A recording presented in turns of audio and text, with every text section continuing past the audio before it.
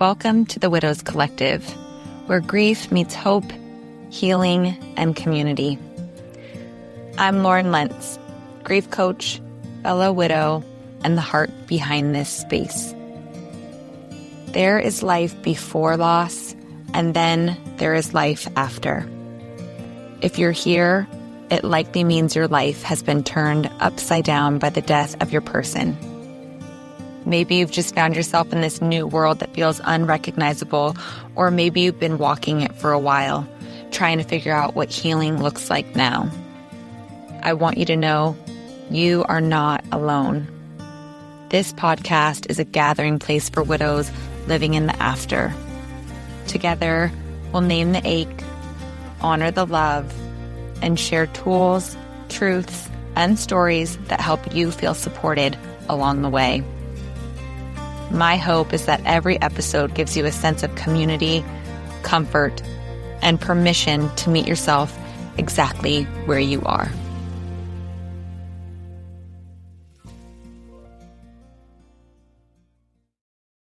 Hello, and welcome back to episode 7, 5 Ways to Support Yourself Through the Holidays.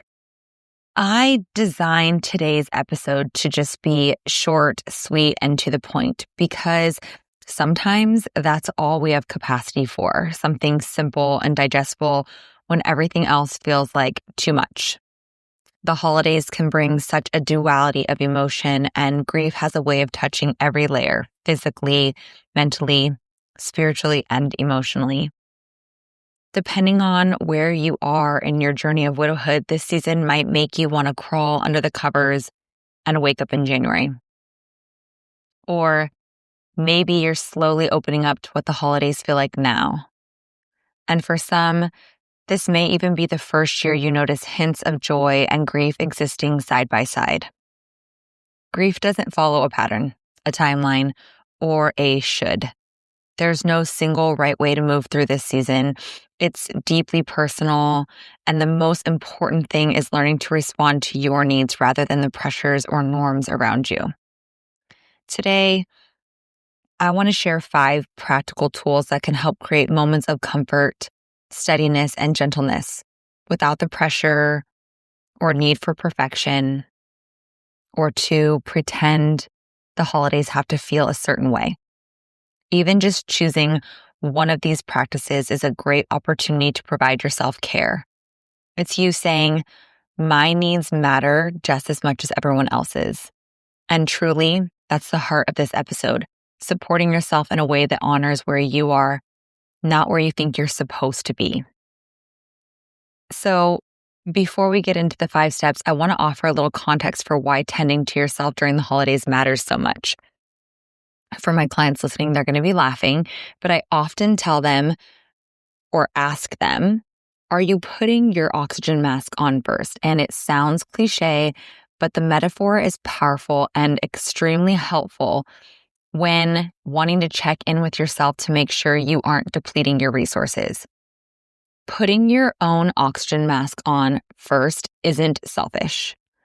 I hear it again and again in session that there's this belief that taking care of yourself shouldn't be a priority, especially when everyone around you seems to need you more. But tending to your own needs isn't neglecting anyone else. It's giving yourself the chance to actually show up, to be present, to feel supported from the inside out. It's about ensuring you have enough emotional and physical capacity to make it through moments that are already really heavy. When grief is present, energy drains more quickly. Decision-making feels harder, and simple tasks can take more out of you than they used to. It becomes easy, almost automatic, to prioritize everyone else's needs while quieting your own. But if you think of it like being on a plane, and I know it feels a little bit silly to think of it that way, if your oxygen runs out, you can't help anyone else. You lose the very resources you need to make it through. And so taking care of yourself first means you're preserving your ability to show up for the people that you love, for the moments that matter, and most importantly, for you. And it doesn't require anything elaborate. Putting your mask on first might look something like stepping away from a conversation that feels too heavy, scheduling small pauses in a day that is overbooked, lighting a candle and giving yourself 60 to 90 seconds of quiet, saying no without justifying it, or simply noticing what you feel without rushing to fix it. They don't have to be grand gestures. They're maintenance. They help you regain a sense of control during a time that can feel really out of your hands. They keep you steady when the holiday noise gets loud. They keep you connected to the part of you that continues to heal. They help you move through the season with intention instead of solely overwhelm. And with that foundation in place, we can move into the practical tools. Your 5 ways to support yourself through the holidays in a way that feels doable and true to where you are in your grief. So, the first way to support yourself this season is to set boundaries. This can be a lot harder than it sounds, especially if setting healthy boundaries doesn't come easily for you. The goal here is to get clear on what you need, deciding what you can engage with and what you cannot. Holidays tend to come with assumptions, right? Family events, gatherings, phone calls, even this unspoken pressure to appear happy. And grief doesn't follow any of that. Something that I like to offer myself and to others is this approach to have multiple plans to get through a heavy day or a heavy season. So I call it the plan A, B, and C. And think of these as a gauge of where you are physically, mentally, and emotionally in the moment.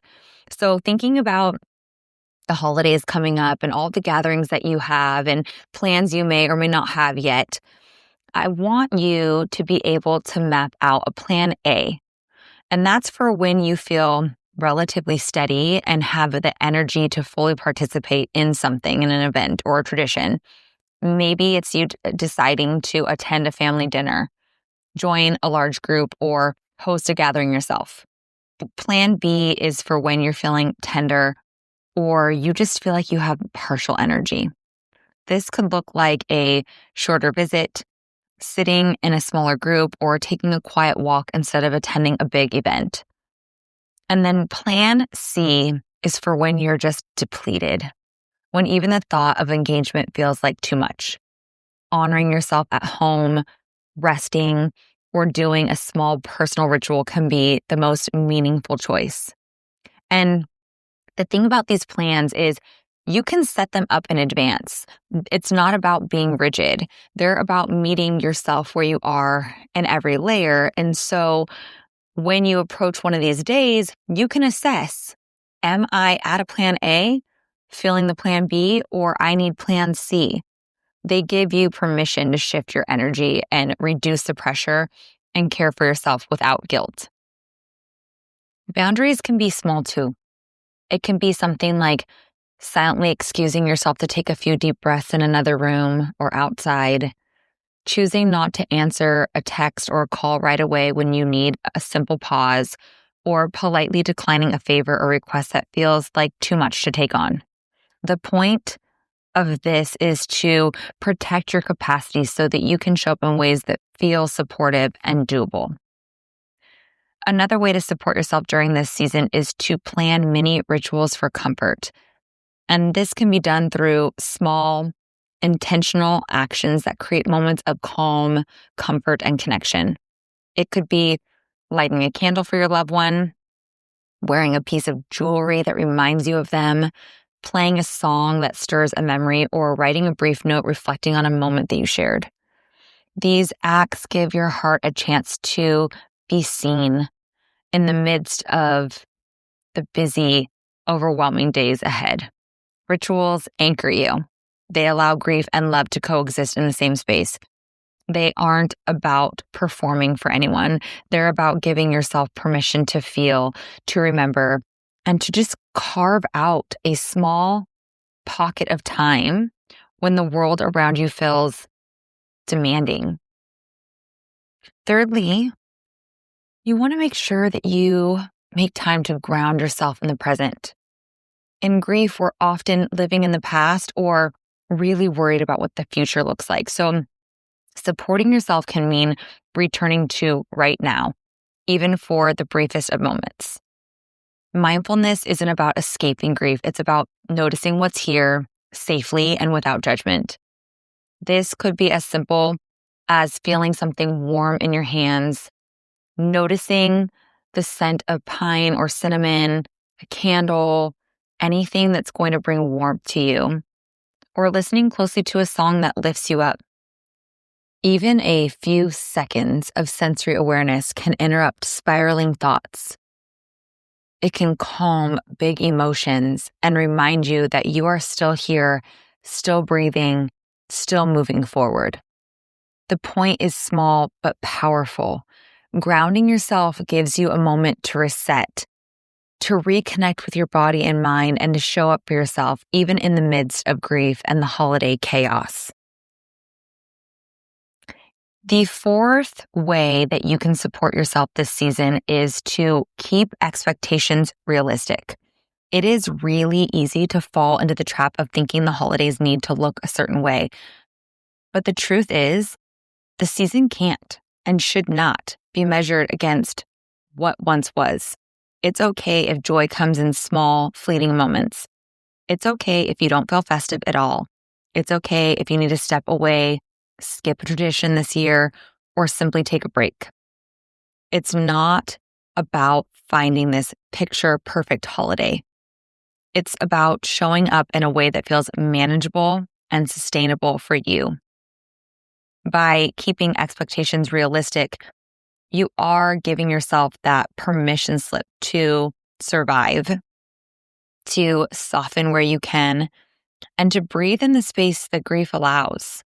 This is about honoring your heart and your current reality rather than chasing something that no longer exists. And lastly, reach out and connect. Connection can be a very therapeutic way to care for yourself, but it's also about finding the right people and the right balance. For some, this season is going to make you want to go inward, to just swallow this season up and make it disappear. For others, being around supportive people is what helps them take the next step forward.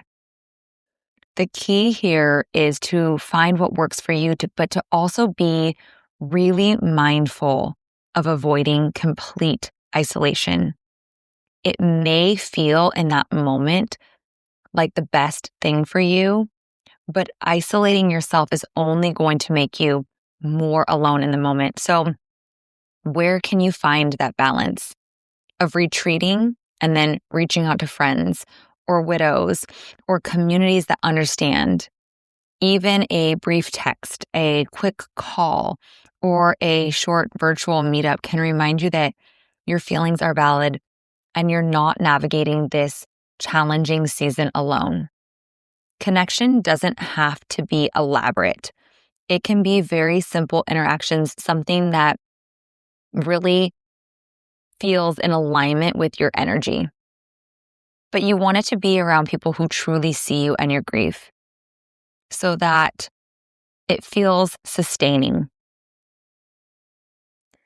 As we move through the next month and a half, it can be helpful to pause and notice which of the 5 practices shared today feels most doable right now.